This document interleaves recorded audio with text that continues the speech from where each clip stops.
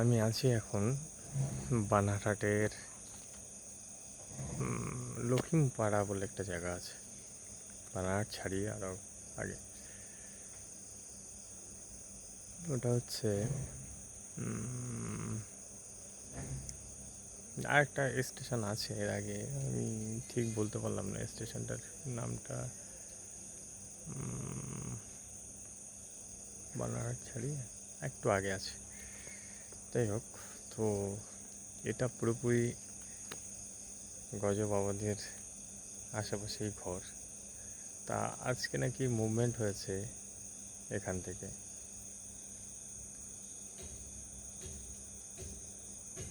একটু আগে ফরেস্টের অফিসাররাও গেল ওদিকে।